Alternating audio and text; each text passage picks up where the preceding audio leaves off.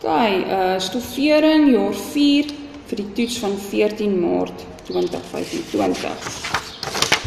Ons begin met werksplekveiligheid en soos in jaar 1 tot jaar 4 die wet op beroepsgesondheid en veiligheid, wat dieselfde bly vir jaar 1 tot jaar 4. Die wet op beroepsgesondheid en veiligheid, die BGW-wet, is verantwoordelik om te reguleer en te verseker dat gesondheid en veiligheidsstandaarde nagekom word deur werkgewers en werknemers en deur enige persoon, insluitend die algemene publiek, wat geraak kan word deur risiko's, gevare en gevare wat uit die werkplek spruit. Dit plaas selfs verantwoordelikheid op 'n verkoper van masjinerie om nie masjinerie te verkoop nie, tensy dit aan die wetgewing voldoen. Algemene vereistes vir werktoerusting om veilig te wees. Hou toerusting in 'n goeie toestand en behoorlike werkende toestand om 'n risiko van besering te voorkom. Ontwikkel 'n beplande voorkomende instandhoudingsprogram om te verseker dat toerusting in 'n goeie toestand gehou word. Identifiseer items van toerusting wat met vooraf bepaalde intervalle getoets of ondersoek moet word. Verseker dat werkers bekwam is wat herstelwerk, modifikasies, instandhouding en dienste uitvoer. Hou rekord van instandhoudingskontroles, inspeksies, toetse en dienste. Maak werknemers bewus van enige gesondheids- en veiligheidsrisiko's verbonde aan werkstoerusting. Algemene pligte van werkgewers teenoor werkers. So wanneer jy jou eie besigheid het, wat is jou verantwoordelikheid teenoor die mense wat vir jou werk? Die werkgewer moet al die toerusting wat nodig is om die werk te doen voorsien en in stand hou, dat dit nie die gesondheid en veiligheid van werkers sal beïnvloed nie. Nou, om te verseker dat hierdie pligte nagekom moet word, moet die werkgewer 1. Identifiseer potensiële gevare wat teenwoordig gaan wees terwyl gewerk word. 2. Stel die voorsorgmaatreëls vas wat nodig is om sy of haar werkers teen die geïdentifiseerde gevare te beskerm en implementeer hierdie voorsorgmaatreëls. 3. Verskaf die nodige inligting, instruksies, opleiding en toesig terwyl die omvang van werkers se bevoegdheid in gedagte gehou word. Niemand toelaat om met enige taak voort te gaan tensy die nodige voorsorgmaatreëls getref is nie. Neem stappe om te verseker dat elke persoon onder sy of haar toesig aan die vereistes van die wet voldoen. Pas die nodige beheermaatreëls toe in belang van gesondheid en veiligheid. Sorg dat die werk wat gedoen word en die toerusting wat gebruik word onder die algemene toesig van 'n werker is wat opgelei is om die gevare verbonde aan die werk te verstaan. So 'n werker moet verseker dat die voorsorgmaatreëls geïmplementeer en gehandhaaf word. Dan 4. Veilige praktyke. Werkgewers is verantwoordelik om elke werker op te lei wat PPE gebruik, wanneer dit nodig is, wat 'n soort is nodig, hoe om dit te behoorlik aan te trek, aan te pas, te dra en uit te trek, die beperkings van die toerusting en behoorlike versorging en instandhouding. So 'n voorbeeld as jy die kramgeweer gaan gebruik om die materiaal aan hout vas te kram, wanneer is dit nodig? Wanneer jy die kramgeweer gebruik, watter soort is nodig, oogbeskerming, hoe om dit te behoorlik aan te trek. As jy dit opsit met dat jy oë heeltemal bedek, die beperkings van die toerusting, as jy die gekramgeweer teen jou oog sit, teen die bril en jy skiet, gaan hy nog steeds tot deurskiet. So dis nie sterk genoeg om hom so te hou nie. Dan behoorlike versorging en instandhouding, so jy moet die brille oordentlik bære, sodat dit nie krap nie, want anders gaan jy nie lekker deur dit kan sien nie. Dan 1.5 voorbeelde van PPE, dit is sommer algemene PPE wat beskikbaar is.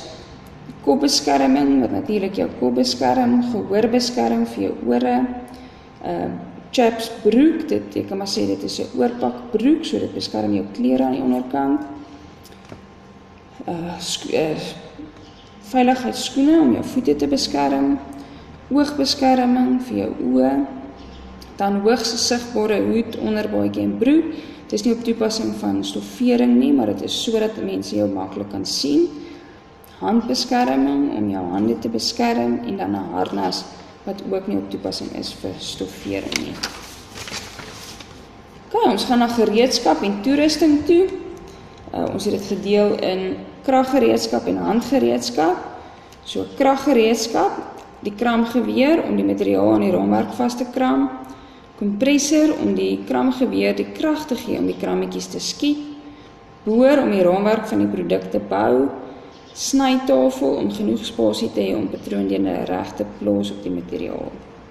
Dan 'n handgereedskap wat nie elektrisiteit gebruik nie, soos 'n skêr om materiaalgare mee te knip, hamer om krammetjies wat uitsteek in te slaan, materiaalmaatband om materiaal en hout te meet vir al kurwes, staalmaatband om die raamwerk, hout en hardebor te meet, kramverwyderaar om krammetjies uit te haal wat verkeerdelik gekram is, 'n rubberhamer om leerstempels te slaan, 'n meter liniaal om hout en groot patroondele te meet, 'n 90 grade winkelhak om 90 grade hoeke perfek te maak, naaldwerkmeter om kort afstande te meet, geelklamp om materiaal in plek te hou terwyl jy werk, skroewedraaier om skroewe los te maak en vas te draai, en dan naalde gebruik vir handwerk en masjienwerk op materiaal.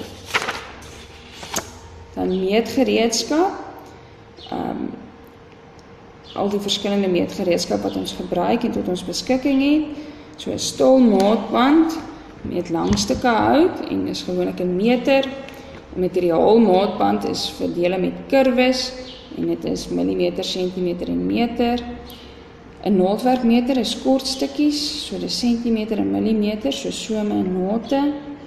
Dan 'n staalliniaal, so die spons meet en materiaal meet en merk, en dit is sentimeter en millimeter.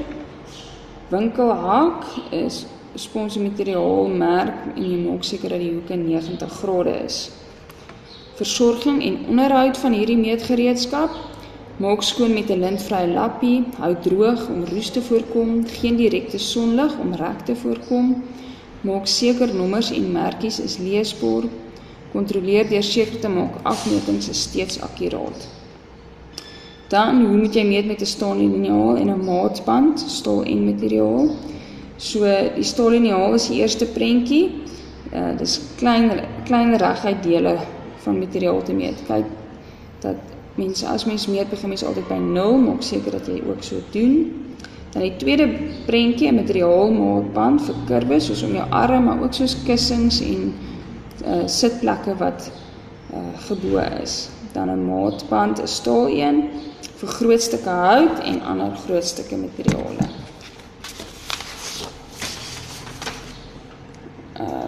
Dan basiese meeteenhede, millimeter vir klein lengte soos nate en knoopsgate, sentimeter bietjie langer en dan meter is baie lang vir groot stukke materiaal en groot stukke hout.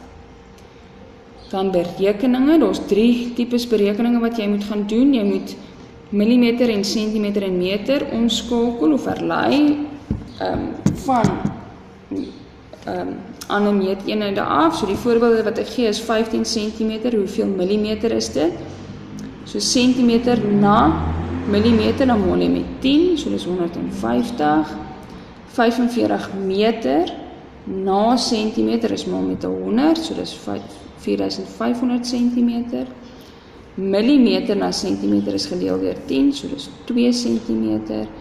En meter of centimeter na meter is gedeel deur 100, dis 0,75 meter. Dan moet jy die oppervlakte kan bereken, die spasie wat 'n plat oppervlak bedek, so dit gee vir ons vierkante eenhede, en dit is lengte maal breedte. So oppervlak is gelyk aan lengte maal breedte. Onthou dat jy jou antwoord moet tot die vierkante meter of centimeter, so daai tweeetjie moet daar wees vir jou om 'n punt te kry. Dan die laaste ding wat jy moet weet om uit te werk is totale koste. So totale koste is alles wat jy nodig het om daai produk wat jy maak te bou. Dis nie jou arbeid wat jou wins is nie, dit is wat jy moet koop en wat jou geld kos om daai ding te maak. Dit is soos materiaal, spons, rek, krammetjies, hout, skroewe, elektrisiteit, wat jy alles bymekaar tel om jou totale koste te kry. Onthou, elke produk is anders en daar kan ander items wees wat benodig word om die produk te maak. En dan laaste jou tegniese tekeninge, as jy na hierdie driedimensionele tekening kyk, daai is voor, daai is sy en daai is bo. So van vooraf gaan jy net die 1 sien. Van bo af gaan jy net die 3 sien en van die kant af sal jy net die 5 sien. As ons dit op stoffering doen en ons kyk na die stoel, is hierdie die sy. Wanneer jy na die sy kyk, gaan jy nie sien hoe lyk die sitplek bo of die rug. Jy sien net die kant. Wanneer jy voor sien, sien jy nie bo op die armlenings nie, jy sien die rug, hoe die stoel, sy sitplek van voor lyk, die pote. Agter sien jy die rugleuning van agteraf lyk en dan bo sien jy bietjie van die rug. Jy sien die sitplek waarop jy sit en jou armlenings. Baie sterkte!